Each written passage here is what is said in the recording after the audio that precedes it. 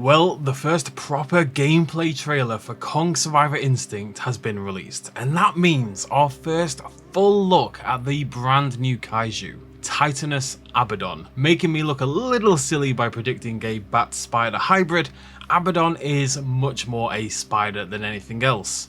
Or is it? We'll talk about that in a second. Maybe a little disappointing at first since we've already had a giant arthropod in Skilla, but is there potential for some interesting lore implications here? Let's take a closer look at the design of Abaddon. Now towards the end of our trailer we get a really good look at the creature as it attacks our protagonist before Kong, of course, comes in to save the day. There's two details here that really stand out to me and make Abaddon at least a little more visually interesting than Big Spoiler. First up is of course the skull. This elongated, morbid shape erupting out of the head of Abaddon feels like a very specific choice, rather than just being an attempt at a spooky design. If we compare the skull on Abaddon's head with that of a human, you can see that in particular the nasal cavity simply doesn't match up. Humans have triangular noses, whereas Abaddon's is much more of a rectangular shape. If we compare it with a gorilla, however, it's almost a dead-on match. The eyes have been deformed as they've sunk across the head, but I'm certain here that the nasal shape is meant to be a purposeful decision to signify that this is a gorilla skull. There's even these muscular regions above the eyes that resemble the brow ridge of a gorilla. Already, I think that's got some interesting implications. Adding to this, if we swing back to the Abaddon picture, the body is not a typical spider to say the least. Let's take a look at this leg for example. You can see that this leg is comprised of thick strands of muscle. It's hot. It looks like it's made from flesh, it's not an exoskeleton and singular segments like we see on a regular actual spider leg. This is much more meaty.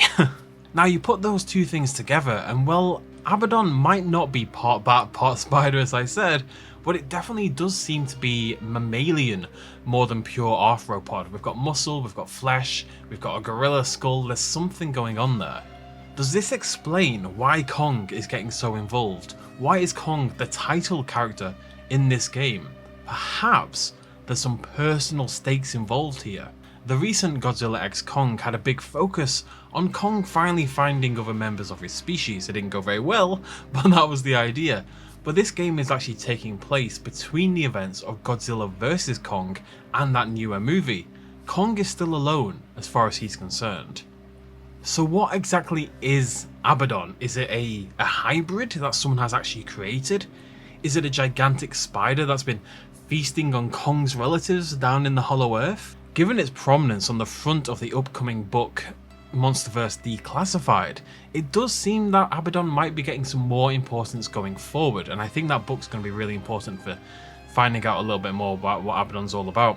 I don't think the design is inherently that interesting, but I think there's hints of potentially more here, more interest, potential for lore and storytelling that might just elevate Abaddon's design up a couple of notches. Of course, Abaddon and Kong are not the only titans knocking about. You may have just spotted this faded form to the left of the main title art, and you may have recognised her. First seen on the map back in King of the Monsters, Titanus TIAMAT looks set to return to the Monsterverse. Of course, we did see her briefly in the latest film as Godzilla came to rest in her lair, absorbing her power before going all mega pink Barbie mode. But she's one of my all-time favourite Titan designs, and it really was a shame to see her wiped out so quickly in Godzilla x Kong.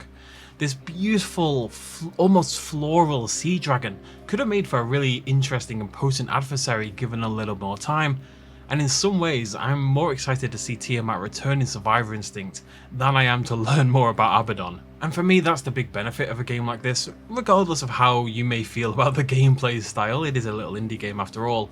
But by shifting back to the past, we can get more screen time with Titans that may have been a little bit neglected otherwise. The description for Survivor Instinct promises new Titans and other returning Titans, as well as the potential to control them using Monarch technology as seen towards the end of the trailer. And as I say, whilst the gameplay isn't to everyone's tastes, this could be a very cool way to experience the huge destructive power of the Titans up close, Although I would still really like a proper kaiju brawler game again, thank you very much. I think there's a lot to think about here though, and I think the game has potential to be interesting. What did you think about the trailer for Survivor Instinct and Abaddon's design? Are you happy to see Tiamat return? Are there any other titans you would like to make a cameo appearance? Let me know down below, and I will see you lovely folks very soon. Cheers much love as always, bye bye.